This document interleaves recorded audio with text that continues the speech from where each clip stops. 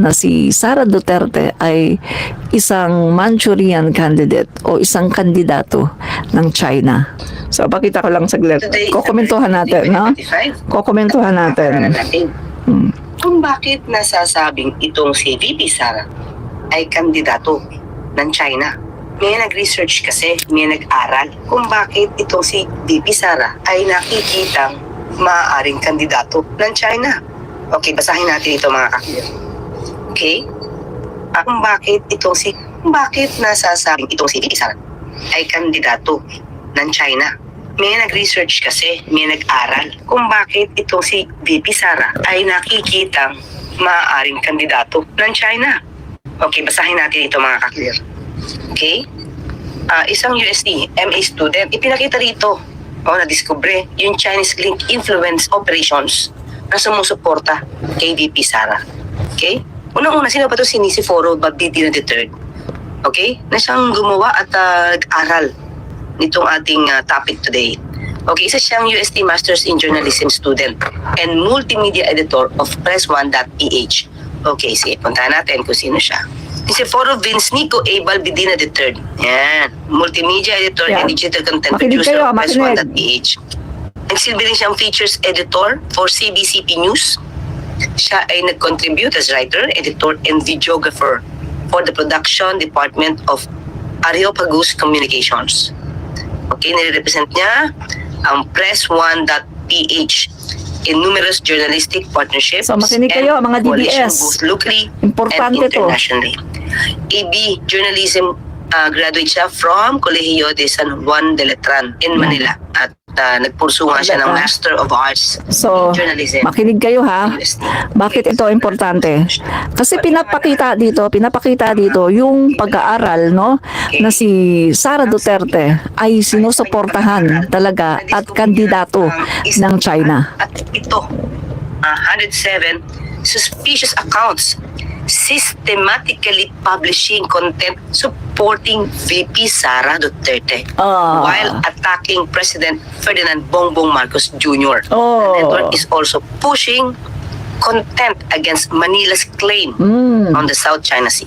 So ito bang mga ginagawa ngayon ng mga pro-Duterte laban sa administrasyon, lalong-lalo na laban sa Pangulo, kay PBBM? Anong target kaya dito? Totoo bang makabayan? Totoo bang para sa bayan ang ginagawa nila na pag-atake sa Pangulo? O ito ay, well anyway, pwedeng para iangat si VP Sara dahil talaga nakikita kung ano ang kanyang mga ginawa, yung mga di umanong anomalya, di lamang sa OVP, o hindi pati sa DepEd. Patungkol sa confidential funds na hindi maipaliwanag na naggastos. Unang-una, yung 125 million pesos na naggastos in 11 days. Mga COA flags patungkol sa paggamit ng pondo. Lalo na rin dito sa DepEd. Hindi kayo, DBS. Abay lamang ay napakita na yung mga ghost students. Si DepEd Secretary Angara na nga rin ang nagpatunay nito. Di ba? May mga ghost students sa panahon ng mga Duterte. Dito pinakita sa pag-aaral ni Valdivina, pinapakita rito, no, mga reports and other aspects of foreign influence operations or FIO and foreign information manipulation and interference or FIMI. Okay? Sa panahon nung nagkakaroon ng hearing sa House of Representatives patungkol sa disinformation. Kaya malamang nagkaroon din, no, ng pag-hearing, no, ng hearing in aid of legislation patungkol sa mga fake news peddlers. Dahil nga rin dito sa nababalita ang pagmamanipula nitong mga Chinese link influence operations laban sa ating gobyerno at laban sa Pangulo. Ayan, sabi nga rito, ayan, kasagsagan ng March hanggang July, meron po kaming monitor sa Chinese state media na actively po ay nagsusow ng iba't ibang mga questionabling impormasyon tungkol sa sigalot sa West Philippine Sea. Bay, syempre, mga panahon na yan, talaga rin naman nakikita natin ang panghaharas ng China. Tuloy-tuloy panghaharas ng China. Pero hindi ito inupurungan ni PBBM. Diba? Kamakailan lamang mga ka-clear, inalmahan ni PBBM itong demand ng China na tanggalin, no? Itong US Typhoon missile system. Ano sabi dito? Basahin nga natin para tayo ma-remind. President Ferdinand R. Marcos Jr. on Thursday challenged China to halt its coercive actions in the West Philippine Sea in exchange for the country's return of the Typhoon missile system to the US. Pinapaalis kasi ito eh. Pinapabalik ng China. Bay, nagdidemand talaga sa atin. Bakit naman sila magdidemand? Independent tayo. Meron tayong independence. Oh. Diba? Siguro ng panahon na yun. Panahon ni dating Pangulong Duterte kung ano yung i-request niya. Nakukuha ng China. Correct. Diba? Ilang beses ko na sinabi to sa inyo. Sinabi ni DND Secretary Lorenzana at the time na siya, gusto niya talagang bantayan itong ating sandbar. Correct. Diba? Binalak niya magpatayo doon structure for our fishermen. True. Pero ang sabi, anong sabi ni dating Pangulong Duterte? Nag-request, nag-demand ang China na huwag tayo magpatayo doon ng structure. Diba? So, nagpapatayo na sana ng structure. Actually, may nasimula na structure.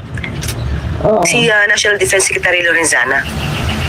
Nung nalaman ito ng China, nag-request o nag-demand siya kay Duterte na huwag magpatayo ng anumang structure doon sa ating Sandy Cay, doon sa Sandbar.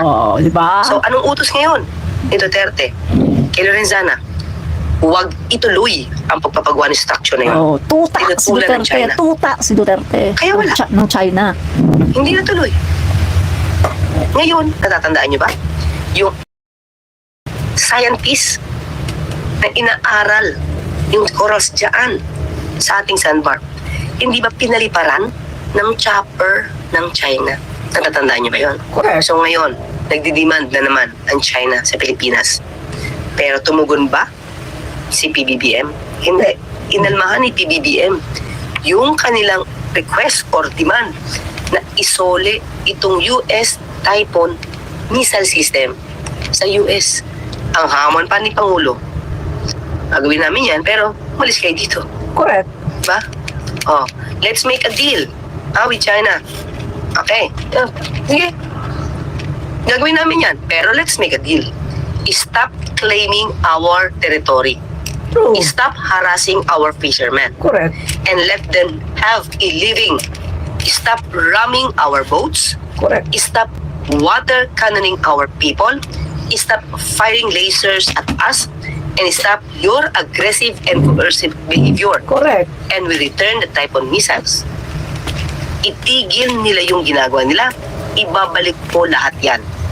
Yan ang matinding hamon din ng ating Pangulo sa China na hindi ito, never to nagawa ni Duterte, ni dating Pangulo Duterte. Kasi nga, kahit tuta si minsan, Duterte, hindi tuta. nagsalita si VP Sara laban sa China. Correct. Kung meron man, sana po maipakita niyo sa akin ng link at ating i-discuss. Baka tayo ay nagkaroon ng pagkukulang sa pag-aaral na yan. Kung meron po ha. Okay, balik tayo ngayon. Ano-ano ba itong paninira ng China network? Ito. At ito po yung latest na meron kaming nahukay na pro-China na network of X accounts na nagsususog ng anti-Philippine sentiments habang nagpupush ng content related po kay VP Sara. Correct. Pabor na pabor kay VP Sara. Kaya siguro hindi nakakapagsalita itong si VP Sara laban sa China. Unang marami naman talagang silang nakuha na ayuda during the pandemic. Itong Davao City sa pamumuno ni VP Sara. Kaya siguro napakalaki ng utang na loob niya sa China. Kaya nung siya ay naging vice-presidente, kita-kita mo naman kung paano niya i-please ang China. Correct. Kapag may okasyon, binabate in Mandarin. Kahit Correct. hindi tama yata ang kanyang pag-pronounce. Correct. In Mandarin. Okay. Valdivina noted that the accounts often resurface and recycle old content such as pulveron video clip, falsely depicting Marcos using illegal drugs. So, sino kaya nagpakana ng pulveron video? Utos din ba ito ng China para tuluyang masira si PBBM? Unang-una, gusto nila magpa-hair follicle test ang Pangulo. Samantalang, wala man naman silang napapatunayang gumagamit. My word is gumagamit. Present tense. Pinipilit nila na magpa-hair follicle test. Otherwise, totoong gumagamit. Samantalang si dating Pangulong Duterte umamin na killer. Maraming na patay, nag-utos, pumatay. Pero, yun, sasabihin nila, joke lang yun. May pag-amin na. Tinapa, walang sala pa nila. Samantalang ito, wala pang ebidensya. Ang gustong palabasin, totoo ang napagbintang tungkol sa pulburon video. Okay, kailan lumabas ito? Yung paulit-ulit na issue. Hanggang ngayon naman si dating Pangulong Duterte, yan pa rin ang issue. Kahit doon sa kick-off rally nila, itong pulburon issue na to. Okay. Wala kaya issue, yun lang. isipin mo tuloy, uy, may nag-uutos nga yata dahil dito sa pag-aaral ni Balbidina. Okay? Kailan ito lumabas ulit? Tuta ng China. These videos were published Kandidato either nila during si Sara significant Duterte. events such as the signing of the Maritime Kasi tuta Law and nila, hawak Baseline nila sa Law leeg. or when there was Para ang West negative Philippine news Sea, about kanila. Duterte. At talaga. So sa China, okay, yung operations nila dito, talagang sisirain si Pangulo pabor kay Duterte. So ano ba itong Maritime Zones Law and Baselines Law na to? Ito yung mga kakliri, pinag-init ng ulo ng China ito. Ito yan eh. Sige, pakita natin. Kaya pala, PBBM inks two laws reinforcing Philippine rights over its maritime zones. So gumawa ng batas sa panahon ni PBBM, dalawang batas na magpapatibay ng ating karapatan dito sa ating maritime zones na hindi ginawa ito ni Duterte. Bakit? Ikaiinit ng ulo ng China yan pag ginawa. President Ferdinand R. Marcos on Friday signed into law two measures to reinforce the Philippines' entitlement and responsibility within its maritime zones. Ito yun, no? President Marcos signed the Philippine Maritime Zones Act and Philippine Archipelagic Sea Lanes Act, which he said are significant laws that emphasize the importance of our maritime and Makabayan, archipelagic identity. Pilipino ang Pangulo Okay, namin, Marcos. our people, Makabayan, especially our fisher folk, should be able to pursue Hindi their tayo livelihood ibibenta free sa China. from uncertainty and harassment.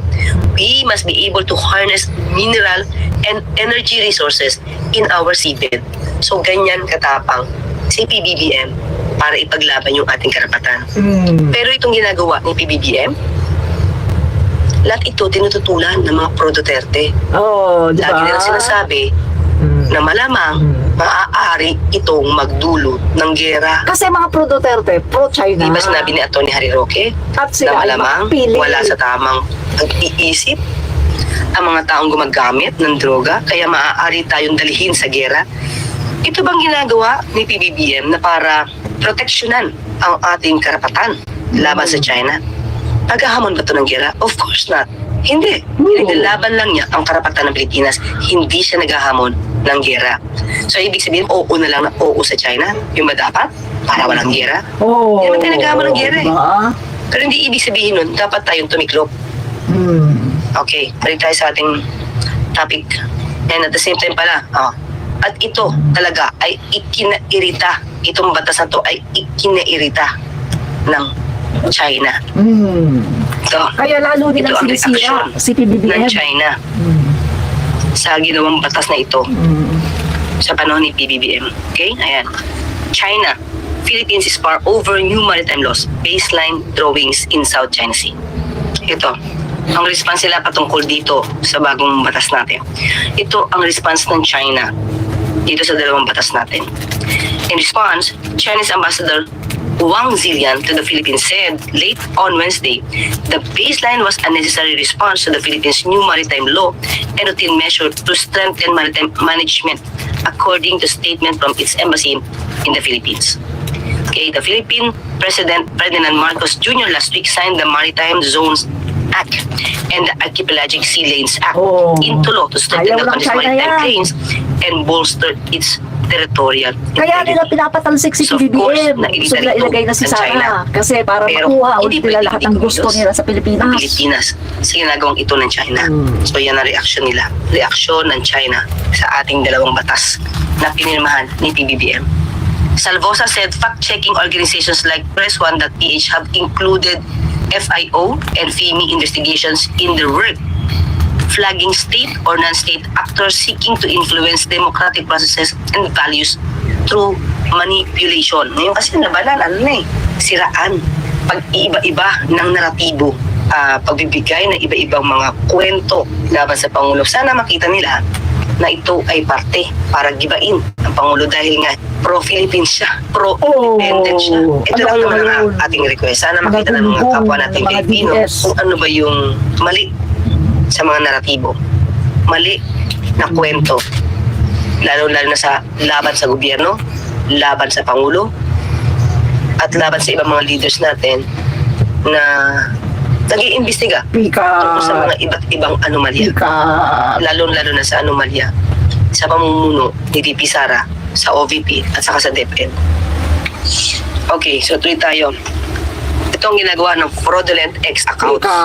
Okay? Yung Sara ninyo, Of course, ito ay kandidato ng China. VP Sara. Pikat. Apart from attacking the president, the network of Chinese link accounts also shared content criticizing Washington's involvement in the West Philippine Sea and framing Philippine efforts to assert its sovereignty as part of a US-led proxy war. Diba? So ngayon, pag hindi ito naintindihan ng kapwa natin Pilipino, iisipin nila, naku, tuta ng kanong itong si PBBM. Kaya tayo ay maaaring dalhin sa gera. Yan ang kanilang ginagawang Pikat. Mga para masira DDS, mga tangabugo. yung diskarte ng labanan ang harassment ng China sa Pilipinas. Hindi through war, kundi sa pamamagitan ng pagsasagawa ng mga batas Correct. o kaya sa mga pronouncements ng pangbabatikos sa mga ginagawa ng China sa ating mga miyembro ng Philippine Coast Guard, sa ating mga magsasaka. Yung Tama. posting activity po nila ay very reactionary sa oras at sa development sa ating China. Anti-Philippine sentiments po. Anti or against West Philippine Sea efforts ng Pilipinas against our president. Kitang-kita mo. Napansin ninyo, mga kaklit? Oo, kitang-kita. Mga Oo. pro-Duterte. Ganito lagi ang sinasabi. Oo. Kaya mag-ingat talaga tayo sa ating mga nadidinig Mga traidor. Lalo-lalo na DDS yung mga traidor. content Mga gago. na wala namang ebidensya. Puro bintang. Correct. At least ito, gumawa si Valdivina ng pag-aaral, sinuri. Itong ginagawa ng Chinese link accounts na ito laban sa Pangulo, laban sa gobyerno, at pabor kay VP Sara. Ito, the press1.ph report flagged multiple accounts showing suspicious activity, including employing artificially boosted followers from Spanish-speaking countries. Gumawa pa ng mga fake accounts. Diba? Tapos, ang mga followers daw is from the Spanish-speaking countries which have no Makes clear sense. interest in the Philippines-China maritime dispute. Hindi totoo yung Diba? sinabi ko. Nakakataka nga. Yung mga Followers nila nagha-hari-ak. from Spanish-speaking countries. Ha-hari-ak kay PBBM.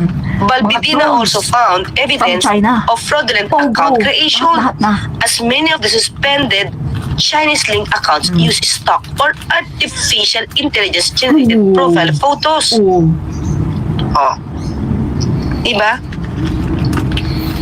AI lang, AI generated profile photos, hindi totoo. Dami accounts. Yung profile pic na ginamit ng Twitter accounts ay galing sa mga advertisements. Ako, kawawa naman pala yung mga nasa ads, nagagamit pa yung mukha. Yung iba, galing sa stock photos at ibang AI generated. Ala, Kaya mga DDS. pinagbabawal ng Twitter yung Fake news ganitong peddler. practice sa kanilang website. So, we think this is one of the reasons why they banned these accounts. Only 24 out of 107 identified accounts have been permanently removed so far. Balbidina said several pro-China disinformation networks remain active by bypassing platform restrictions of X, which is owned by billionaire Elon Musk. And then, no, ni Balbidina, yan, ng OnePress.ph, at isa pang tumulong ay ang UST Data Journalism Instructor na si Nathaniel Melican. So, pinagtulungan talaga nito. I-research, hindi gawa-gawa lang. Hindi gawa-gawa lang, hindi bibig lang to. Yung kanilang inaral. May Meron resibo. itong ebidensya. Pika. So, Balbidina is May part of resibo the yan. Varsitarians Graduate Scholarship Program. O, yan lang mga clear. Ito bang ebidensya kung bakit sinasabi na itong si VP Sara ay malamang na kandidato ng China. Isang Manchurian candidate. Correct. Sana magsalita si VP Sara patungkol dito. Totoo yan. Pero may narinig na ba tayo, Hindi mga siya ka-clear? nakakapagsalita kasi totoo eh. Well, ingat lang po tayo sa ating magiging kandidato at baka maiboto pa. So hanggang sa muli, magkita at magkarinigan tayo. Ako po sa Tony Clecas, nagpapaalala, huwag tulugan ang inyong karapatan. Bye! Ito may papakita pa ako Yung kanyang candidacy nung 2022. Oh, sino ang nag-ano sa kanya no? Sino ang nagbigay ng malaking pondo nung kumandidato siya 2022? China. China. Inyo So, papakita ko sa inyo. Kala nyo Kaya kayo mga DDS, ito masasabi ko sa inyo mga DDS sandali kumakain pa ako ng cream ito ang masasabi ko sa inyo mga DDS pikat. Yan, masasabi ko. Yung inyong kandidato, Manchurian candidate, kandidato ng China. Yan ang totoo. Diba? Manchurian candidate. Kita nyo sa Twitter, Ito yung nag-research na yan, hindi yan gawa-gawa. Mga ano yan, mga may credibility yan. Diba? Kita nyo naman. Pupunta yan sa Quadcom at nag-testify yan doon yung mga nakita nila. Na-i-vlog ko na rin yan. Tapos, ito nakita ko, binlog ni Attorney Castro. Yung sa akin with video, yung mismong mga nag-research, sila mismo ang nagsasalita at nagsabi na ito nga yung mga nakita nila napakaraming mga accounts nakalink doon sa China. Kapag tin-trace mo daw, doon nakalink sa China. Mga Chinese accounts, mga Chinese characters ang mga sinusulat pagkatapos nag-share sila, nagpo-post sila ng patungkol kay Sara Duterte. Magagandang mga posts about Sara Duterte, mga criticism niya kay President Marcos. Pagkatapos, kitang-kita din ang paninira nila sa ating Pangulo. Kanilang pinopost, yung screenshot, yung mga pulburan video, at mind you 4 seconds ang mga interval sabay-sabay yung mga accounts magpo-post ng gano'n sa Twitter. Tapos 4 seconds interval, tapos yun na naman, post na naman sila sabay-sabay. Diba? Kaya yung mga sinasabi ko sa inyo, yung sinasabi ko sa inyo na yung naghaha-react, ayon din yun sa aking intelligence, sa aking puting loro, yung mga naghaha-react doon sa video ni PBBM, sa live ni PBBM, ay mga bukod sa DDS, kaunti lang ang DDS. Marami doon. Yung mga Pogo, yung Troll Farm, Autobots. Sabay-sabayan sila. Diba? So ngayon, may resibo. Yung sinasabi ko sa inyo, may resibo. Diba? Natin yung sandali, yung sinasabi ko kanina. Nikkei Asia, China's bet on Sara Duterte pays off. Sinasabi lang naman dito mga kaibigan na ito, nagbunga yung pagbubus ng China dito kay Sara Duterte kasi nanalo siya noong 2022 election. Mga kaibigan, i-trace nyo ang history ni Sara Duterte nung siya ay mayor sa Davao. Tingnan nyo ang kanyang mga ginagawa, yung mga activities niya ni Sara Duterte nung siya ay nasa Davao. Tingnan nyo. Nakipag-sister city siya. Xinjiang province. Pagkatapos, ang Davao City, mga kaibigan, very lax.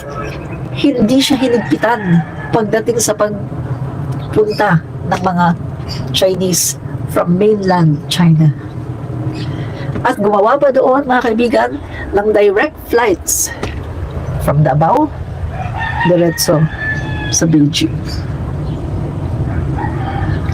At mga kaibigan, mga investments, halos lahat ng investments from China. Kaya tama yung sinasabi ni Duterte noon, no? Sa isang, sa SMNI niya sinabi yun, na malaki ang utang na loob ng kanilang pamilya. Kay Xi Jinping, malaki ang utang na loob ng Davao City sa China. At anong sabi ni Duterte? Pagdating daw dyan, magkakaproblema daw tayo. Hindi daw sila pwedeng mag-go against kasi malaki ang utang na loob nila sa China. So ngayon mga kaibigan, nagkakaroon na ng substance yung mga sinasabi ng mga tao na talagang pro-China sila. Remember, Sara Duterte? Tatanungin mo about pagli-laser sa ating Coast Guard. No comment. Tanungin mo, pag-water cannon sa ating Coast Guard. No comment. Tanungin mo tungkol sa harassment na ginagawa ng China sa ating mga mangingisda. No comment. Tanungin mo tungkol doon sa pagkapu. No comment. No comment. Hindi niya kundina ang China. Kung ikaw matalino, alam mo na kung ano ang dahilan. Ang mga DDS lang ngayon, nagbubulag-bulagan talaga. As in, talagang nagbubulag-bulagan. No? Alam naman nila mga kaibigan, pero talagang mas pinipili nila na magbulag-bulagan. Kasi sila nga ay mga kulto. Kulto! Kulto yan, my God. Guys, ganyan ang mga kulto. Yung alam mo nang mali, pero blinded ka. Alam mo nang mali, pero hindi ka makalabas doon sa iyong box kung saan nandyan ka nakakulong. Hindi ka makalabas kasi mayroon kang takot